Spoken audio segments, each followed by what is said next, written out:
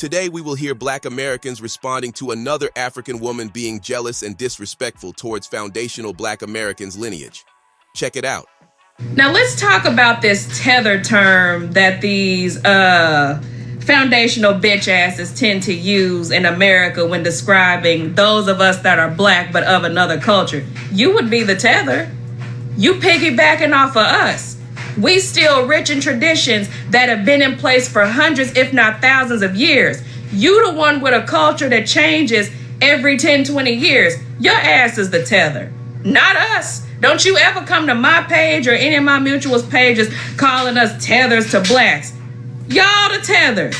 What culture do you have besides clothes? What's your official food? What's your official language? You don't have any of that to establish yourself as an independent culture because you piggyback off of Africans, Caribbeans, and anybody else who has big doses of Blacks in their communities because you don't know who you are.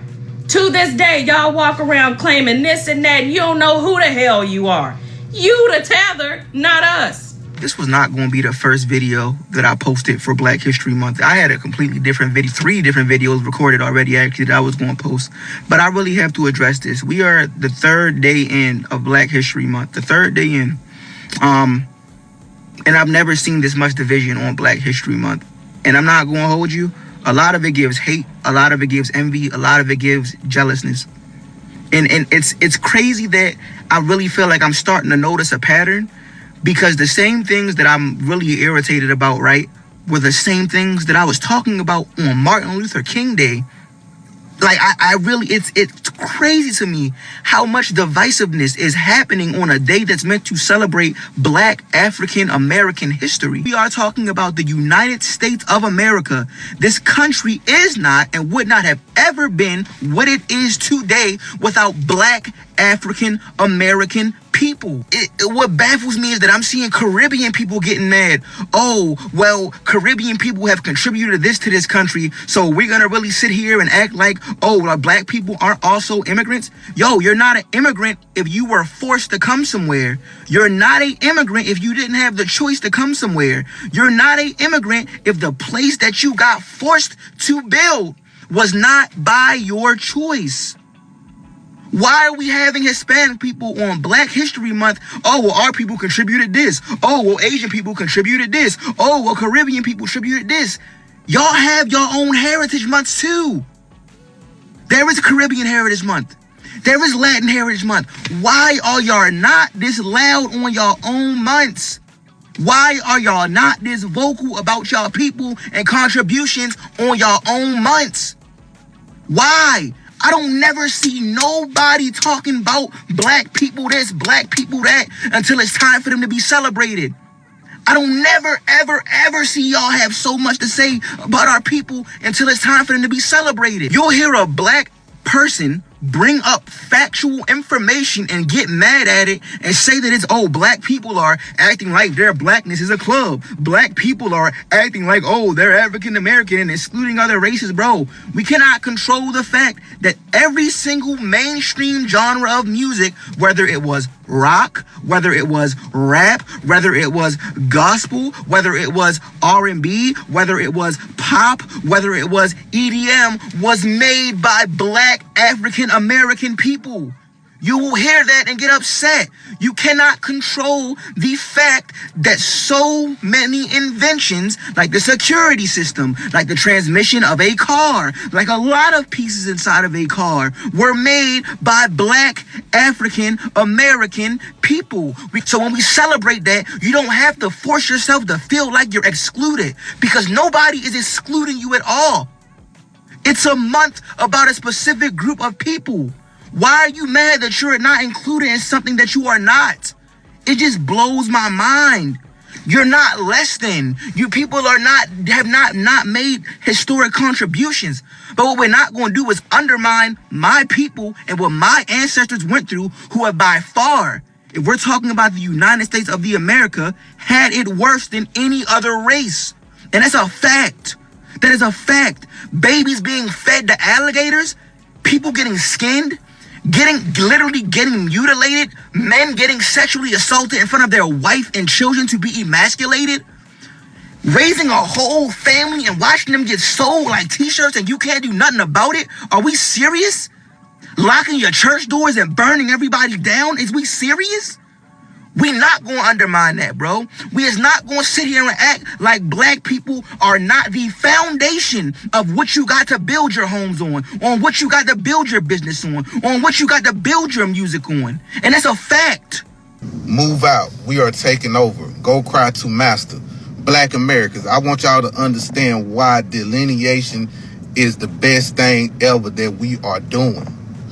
Essence Festival showed the world that we are delineating from these people. They can't get nothing popping in America without tethering on to us. They just can't. They can't do it. I'm sorry, they just can't do it. It's a reason why things are happening to them. It's a reason why, if y'all ever watch these deportation videos where Africans got to go back to their homeland, oh, they boo-hooing crying. They boo-hooing and crying. They do not want to go back. Don't let these people trick you into thinking like, hey, we Pan-Africanism. I'm going to get to that too. But hey, y'all should go back to Africa. It's beautiful out here. Da-da-da-da. We got culture and blah, blah, blah, blah, and all that. Why they not going back? They want to replace us here in America. They want to down-talk America, but uplift Africa. But if you really think about it, ain't nothing popping in Africa. Y'all seen videos of black Americans going out there trying to help. They getting unalived out there. They getting their land took out there. It ain't nothing positive to go out there. I've been there before. You land in Lagos in Nigeria or whatever, as soon as you get out there, it's a shakedown. It's a shakedown. You can't even just walk through the airport without 50 people begging you for money, begging you to pay this, pay that. You got even officers out there trying to scam you out of money. Why would you want to go there? How can we work with scammers like that? Huh? Why we want to work with people like this right here? Huh? I've been saying this since I've been on this app about these people. Not all my African brothers are like this and sisters are like this. But we got these over here that's like this, over here right now. And they just wait, they just want us to leave, but they would never leave. They would never leave. And we ain't going nowhere. We don't flee. We never fled. My great-grandparents never said, America getting so bad, you know, Jim Crow, oh my God, slavery, oh my God, we getting hung from trees. I think we should run to Africa. My great-grandparents never say we're going to stay here and fight for what's ours. We don't blame the government for everything. We know what the government do. We're going to fight back against the government. We don't blame the leaders. We change the leaders. If the leaders ain't doing nothing, we're going to change them again. We ain't like these people, bro. They ain't got our spirit, man. They ain't got our spirit. That's why Essence failed. That's what anything they attach themselves to fail. It goes back to movies. Movies fail. When they try to play our icons, it failed. Look at the Harriet movie. Failed. You got an African playing Harriet Tubman. She wasn't even natural. Look at it. Black Americans, you know, we're the only ones, we're the only people that don't have a culture, that don't have any value systems, any traditions, any taboos, blah, blah, blah. And I've watched some different takes on this, but I actually have a little bit of a different take. Okay, so my microphone just went out. But anyways, I have a little bit of a different take because listening to that clip made me realize something about the way that Africans view culture and traditions when it comes to Black people. So the reason why Africans say stuff like Black Americans don't have culture, we don't know who we are, we don't know where we come from, is because our culture in America doesn't center Africa. So what I mean by that is, if you look at like the Caribbean and South America, a lot of their culture and traditions mimic cultures or mimic the things that are done culturally in Africa, in different parts of Africa. So they've taken a lot of that African tradition and incorporated it into their cultures down in the Caribbean and in South America. So that's why they're not going to tell them that they don't know who they are, they don't know where they came from, you know, they're lost. They're not going to say that to them because their culture, a lot of their culture resembles that different cultures in Africa. Whereas in America, as Black Americans, most of our culture, especially not mainstream culture, does not resemble anything African. Our culture does not center Africa. I don't think that Africans can really wrap their head around the idea of a group of Black people who just came up, who came up with their own culture that's based off of their own experience and that has absolutely nothing to do with anywhere on the continent of Africa. So in their eyes, it's like, you guys must be lost because you don't center Africa in your culture. You don't center Africa in the things that you do. Nothing that you do resembles African, anything in Africa. Y'all don't resemble. We can't draw any parallels between what you guys are doing in America into Africa. I mean, even if we're just talking about lifestyles, like when you look at Haiti and Nigeria, you're not going to really see too much difference between a city in Haiti and a city in Nigeria. It's still full of scrap metal housing made out of shipping containers. There's extreme poverty in both of those areas, and they really kind of mirror each other in a lot of ways. And even in Jamaica, like certain parts of Jamaica could look similar to somewhere in Ghana or somewhere. So I feel like they have more of like that connection. Like, so I really feel like Africans look at Caribbeans and they see a lot of themselves in the lifestyles of the people there, but they don't see the reflection of themselves in us. And I think that they look at that as like somehow we are lost or we don't have any pride, or because we don't feel connected to Africa. So if we're Black and we don't feel connected to Africa, that means that there's something wrong with us, and that means that we're lost. You know, they say that Black Americans have main character syndrome and we're self-centered, but yet the way that they view culture and the reason why they tell us that we don't know who we are, we don't have a culture, or we don't have traditions, or we don't, we're just lost, is because our culture doesn't resemble theirs. Our culture doesn't center Africa, but somehow we're the main character. But aside from all of that, I don't feel like anybody has the right to tell somebody else that they don't have a culture. You don't have a right to speak on another group of people's lifestyle.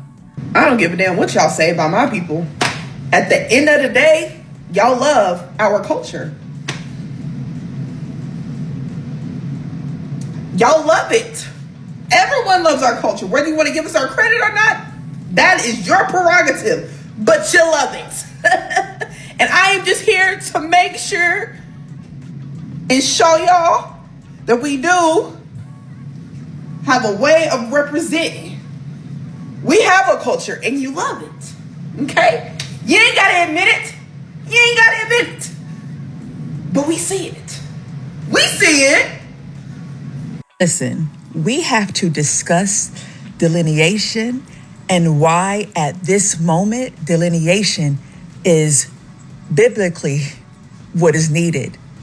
Okay, I made a video a few back about Shabuzi and that Grammys acceptance speech, and then he sent out that other statement on X, and then I didn't know that motherfucker spoke French when he was like, we Blacks, okay, see, and I know what type of Nigerian people he come from, because there's a special group of them. But let me tell you, from all other Blacks, the Black American, the foundational Black American, a Black American that is a descendant from the enslaved, this is biblical that we delineate. Okay. A lot of other Blacks did not inherit the legal status of property. They did not experience generational caste enforced by U.S. law. They did not lose land through Reconstruction rollback. They did not have their lineage intentionally scrambled to erase claims. And they did not have their labor extracted and then be told they were lazy. Yet they, the other Blacks, benefit from Black American civil rights wins, benefit from Black American cultural capital, benefit from proximity to Black American suffering, and then turn around and say, we ain't all the same. When it's time to talk about reparation, lineage, or ownership, that's not solidarity. That's parasitic proximity. The problem when we all Blacks coming from them is when they say all black people need to work together, what they usually mean is stop naming your specific injury because it makes things awkward for me. Or worse, your struggle built the ladder I climbed. Don't pull it up for now. That's why the unity talks always gets loud when Black Americans start saying lineage matters, ancestry matters, documentation matters, repair matters. Because once you draw the line, they lose their access. This is when delineation becomes non-negotiable. Black American enslaved descendants are a distinct ethnic group with a close historical injury tied to a specific nation state, owed a material remedy. Other blacks are not attached by that truth. They're being disinvited from centering themselves. And a lot of them motherfuckers can't handle that. Now, we need to admit that a lot of them do look down on Black Americans because, a lot of times they're told not to live by us when they come to this country, right?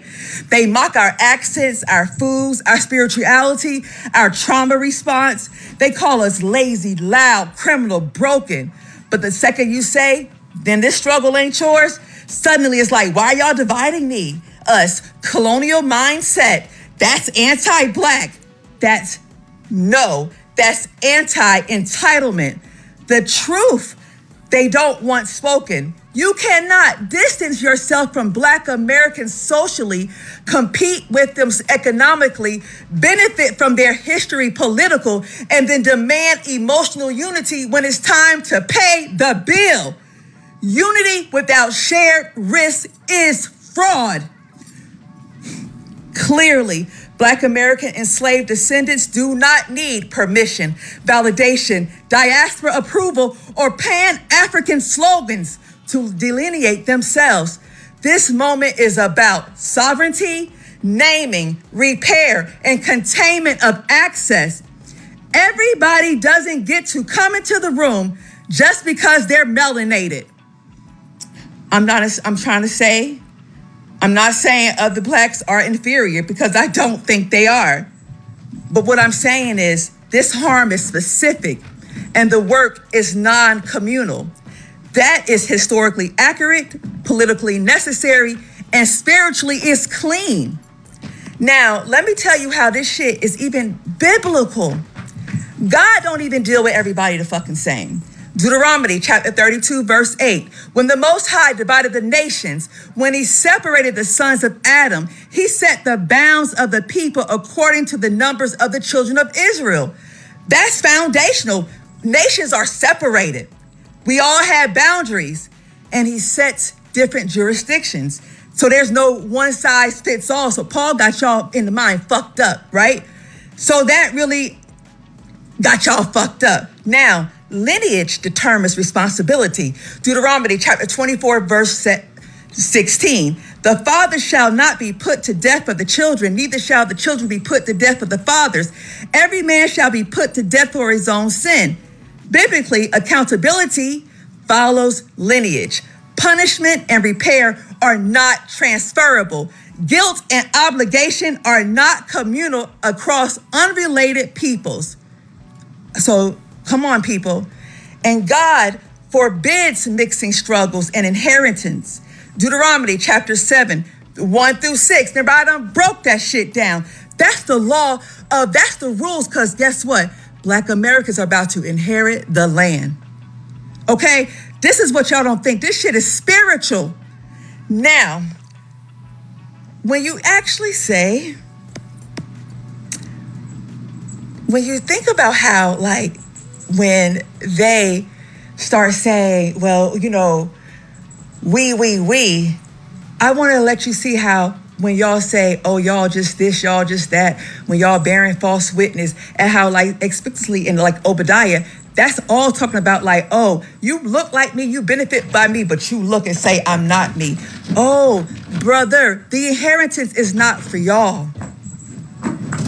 Exodus says that the strangers are welcome, but you can't inherit the claims. Y'all are welcome, but this is not your inheritance.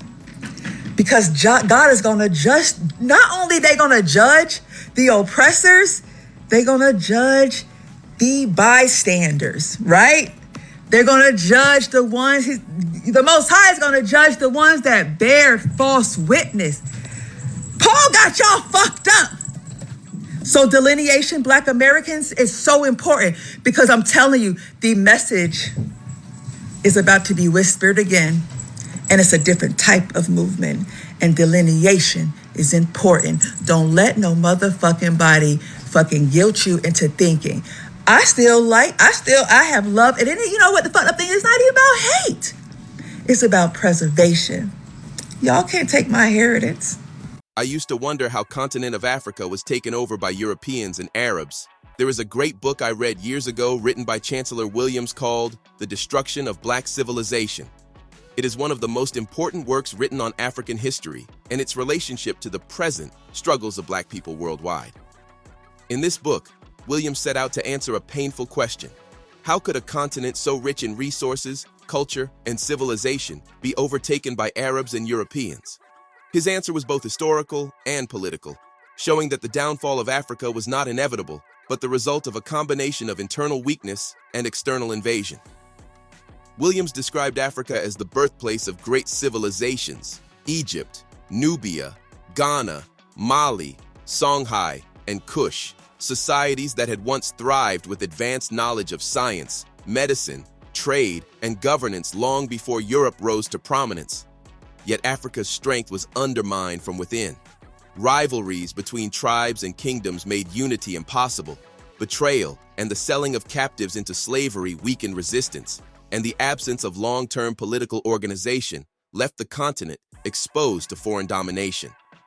These divisions made it easy for outsiders to conquer and exploit Africa. The Arabs came first, spreading Islam across North Africa, but also establishing systems of slavery and Arabization that disrupted indigenous cultures. Later, Europeans arrived with the transatlantic slave trade, followed by colonization and the infamous Berlin Conference of 1884, where European powers carved Africa into artificial states as though it were property. Williams emphasized that this conquest was not only physical, but psychological. Arabs and Europeans spread ideas of Black inferiority, teaching Africans to look down on their traditions and to glorify foreign religions, languages, and systems. This destruction of identity was as devastating as the loss of land and resources. These themes are not confined to Africa's past. They echo in the tensions between Black Americans and Africans today. Some Black Americans recall Africans selling prisoners of war captives into slavery, while some Africans view Black Americans as too Americanized or disconnected from African culture. This division, rooted in colonial narratives and reinforced by miseducation, prevents unity in the face of common struggles. So, here we see this African having a lot of smoke for foundational Black Americans. Many of these African immigrants have extreme self-hate. It's to shift his focus to helping the people in his country and fellow Africans, instead of allowing Europeans, Asians, Arabs continuing to control the continent of Africa. The more things change, the more things remain the same. Tell me what you think about this topic. Hope you find the information in this video informative. Feel free to like, subscribe, share, comment. Thanks for watching.